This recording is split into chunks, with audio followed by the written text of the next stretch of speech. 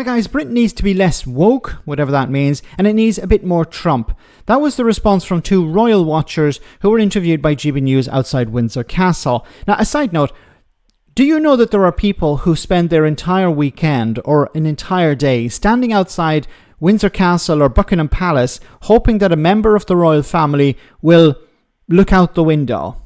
And that would make their entire day. I honestly don't understand these people. Anyway, two of them were interviewed by GB News and they believe that Donald Trump would be great for Britain. Have a listen. Because you're not locals to Windsor, you've come down for the day, you told me earlier, to be a little bit nosy. What drew you along? We always come here once a week, and we thought we'd come along today just to see what's going on. And we know we can't see anything of Donald Trump at all because it's all inside the Windsor estate. But it's just interesting to watch people and watch all you media. That's why we've come. Anthony, a lot of protests going on here today, of course. What do you make of the different sides sort of batting it out in the war of ideas outside the castle? I think the thing is, it's fair enough, people have the right to protest, but, you know, as long as they're peaceful, I don't mind. But I think it's very good Trump coming over, because I think, you know, as far as this country, it needs a dose of Trumpism to put us on the right track, quite frankly. What the hell does that mean? Like, when I think of Trumpism, I think of corruption. I think of a sex pest. I think of a guy throwing people in jail without due process. I think a guy using the military to intimidate members of the public. I think of a guy lying to the public, telling the world that he will fix a problem in a day when he hasn't fixed it at all, and he knew he wouldn't fix it. You know, lies, corruption, a sex pest. This is what Trumpism means to me. I don't know what it means to this guy. And I wish, you know, we've certainly will benefit. I mean, I think already Microsoft are going to invest 22 billion in this country, and long may we have lots of investment.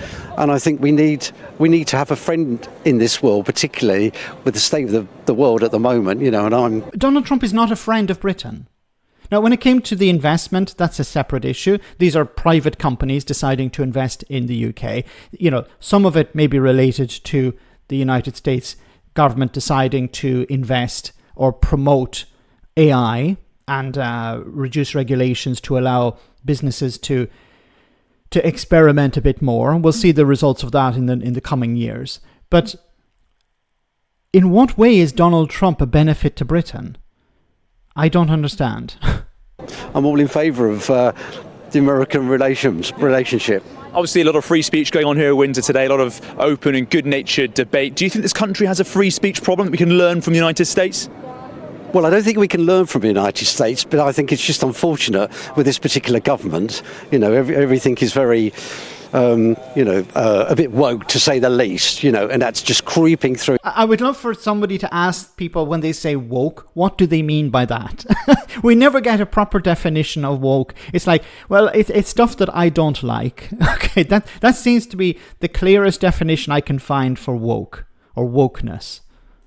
Into everything, you know, we need to go back to our English values, quite frankly. I love when somebody's interviewed and they're asked about Britain and they immediately go to England.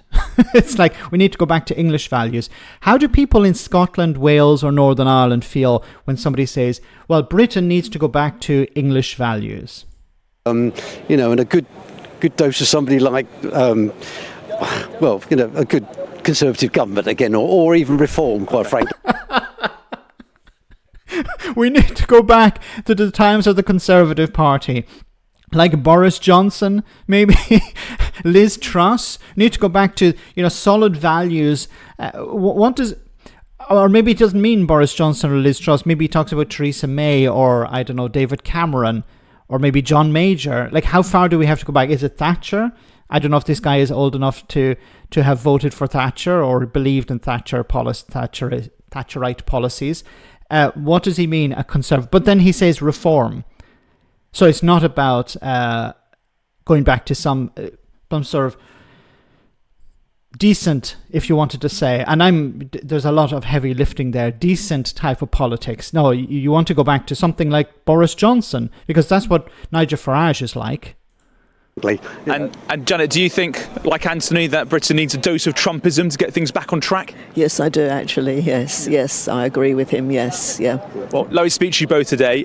Okay, so we need Trumpism. So we need politicians lying to people. We need politicians throwing people in jail without due process. We need massive amounts of corruption, lying to the public, misleading the media, threatening the media in some cases, and of course an erosion of free speech. That's what Donald Trump represents. So these people want something like that, and they certainly don't want Keir Starmer in charge. The reason I do these videos or respond to these videos is that because a lot of people think like this. And we may say, well, these are just two individuals, but they represent a general feeling in society. And this is really concerning. Let me know in the comment section, guys, what do you think? And I'll see you in the next video.